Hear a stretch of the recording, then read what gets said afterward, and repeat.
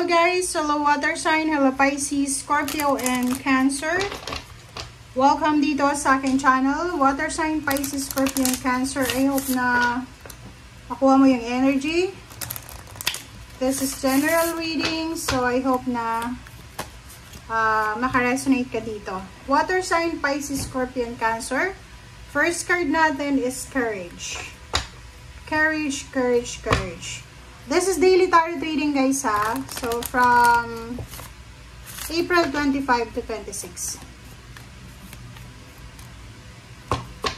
April 25 to 26. Love. Okay. Water sign, Pisces, Scorpio, and Cancer. If you're having an issue or mga kung ano man na pinagdadaanan mo sa relationship, sa love life mo, sinasabi ng bara sa'yo, it's number 28, it's 10 na siya. So, huwag kang masyadong ma-stress, mag-alala kasi malapit na to na matapos. Diba? Ano ba yan? Maki-share mo sa comment section. Ano ba yan? Nasa long distance relationship ba kayo?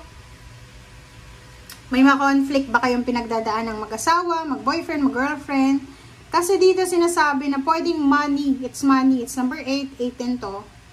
So, kung isusumarize mo or susuma total, sinasabi it's 8-8. Maybe ang rason kung bakit nag-aaway yung mag-asawa, mag-boyfriend, girlfriend, magka-live-in partner is because of conflict, money conflict. Mental conflict about money. So, kinakailangan mo daw, water sign, Pisces, Scorpio, and Cancer, na maging courageous, maging strong ka.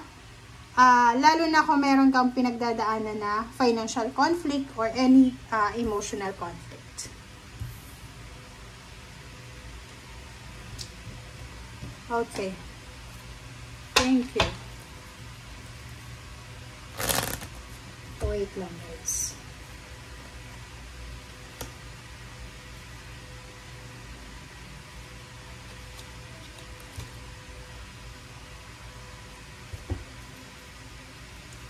Wait lang guys ha.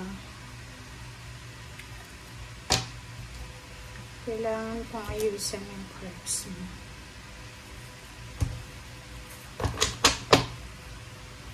Okay, water sign, Pisces, Scorpio, and Cancer.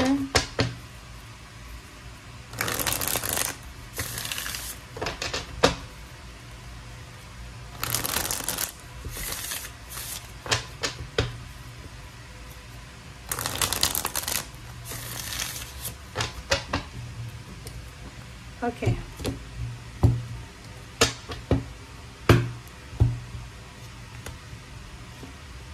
Okay. Wow. It's a good card.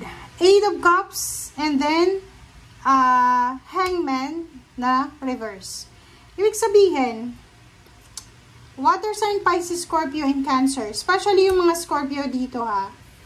If you're planning to relocate, if you're planning to change address, residence man, work address, or basta travel siya, or kumbaga, matagal mo tong pinag-isipan na, ay, gusto ko nang umuwi ng probinsya, ay, gusto ko nang umuwi ng Pilipinas, gusto ko nang lumipat ng trabaho, gusto ko nang baguhin yung buhay ko. Maraming beses mo to na, kumbaga, pinalampas. Maraming beses mong dinelay. But, for these 2 days, posibleng pag-isipan mo na kailangan mo na talaga siyang gawin. So, if in terms of relationship, sinasabi ng barahan na yung pag-iiwalay na matagal mo nang pinaplano sa relasyon, ay posibleng pag-iisipan mo ulit. Babalik ulit yan sa isip mo na, kailangan ko nang gawin to as soon as possible. So, comment down below if you resonated. Okay, next card natin is Knight of Swords and then Page of Swords. So, dito sinasabi ng baraha sa'yo na yung Knight of Swords all about mabilis na desisyon, mabilis na actions, or mabilis na resolution. So, mag-isip ka, okay? Especially ngayon, yung message na to is from April 25 to 26. So, sinasabi ng baraha sa'yo, for these 2 days, huwag kang masyadong mabilis gumawa ng desisyon. Yung Knight of Swords na reverse, sinasabi na dahan-dahan ka lang dapat. Kasi yung Page of Swords sa'yo, yung future mo, posibleng pagsisihan mo yung decision making mo sa ngayon. Okay? Knight of Pentacles. Knight of Pentacles, sinasabi ng bara sa'yo na kung ang problema mo sa kasalukuyan, yung conflict mo is about money, huwag kang masyadong madala sa problema na yan sa ngayon. Huwag kang madala dahil sa wala kang pera, kailangan mo bumili ng ganito, ganyan, kailangan mo ng ganyan, ganito, ganyan, o kung ano pa man ang kailangan mo. Sinasabi ng bara, lahat ng yan may solusyon. Okay? Lahat ng yan may solusyon. Ang Knight of Pentacles na ito, sinasabi na huwag mong gagawin yung kung ano man na naiisip mo ngayon dahil lang sa sama ng loob, dahil lang sa kawalan ng pera or sa kung ano pa man. Kasi pwede kang magsisi sa bandang uli. Kasi itong perang ito, nakadestiny na talaga to na dumating sa'yo. Okay. Reverse na Page of Pentacles. So, nakikita ko sa'yo dito, kinakailangan mo, water sign, Pisces, Scorpion, Cancer, na maging mapasensya. Kailangan mong magpasensya, kailangan mong maghintay. Yun yung kailangan mong gawin for the next 2 days. Parang sa pera siya, wag tayong, kumbaga, kung mayroon kang gustong bilhin, wag kang bumili ng kung anong gusto mo lang this next 2 days. Pwede mo siyang bilhin, maybe May 1, or pwedeng end of April, pwedeng 30 or 29. Parang ganun. Pwedeng naghihintay ka ng pera, naghihintay ka ng padala, naghihintay ka ng kumbaga galing sa bangko or sa kung ano pa man. Loan ba yan?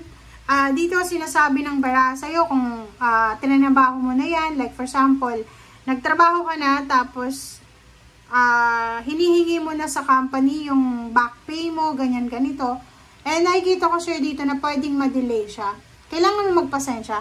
Kailangan maghintay, huwag magpadalos-dalos, huwag mabilis, magalit, mainis, or kung ano pa man. Okay, reverse na sabi mo, ganun talaga. So, sinasabi ng bara sa'yo dito, pwedeng umuutang ka sa employer mo, or sa boss mo, sa manager, or sa HR, posibleng ma-delay siya. Wala pa siya sa ngayon. So, for the next 2 days, if you're waiting for lump sum of money or any money, talagang sinasabi sa'yo na hindi pa siya darating. So, pwedeng ramdam ka ng stress, ng anxiety, hindi ka makatulog sa gabi.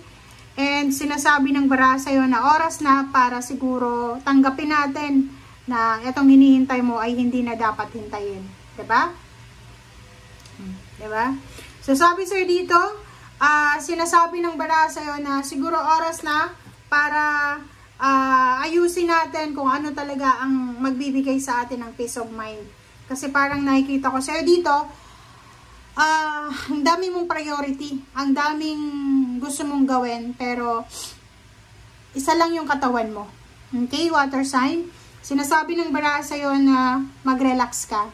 For the next 2 days, 25, 26, if ever lang, na naghihintay ka ng pera, naghihintay ka ng desisyon, naghihintay ng kung ano man, magpasensya, maghintay, and gamitin mo yung 2 araw na to para makapag-isip, makapag-reflect.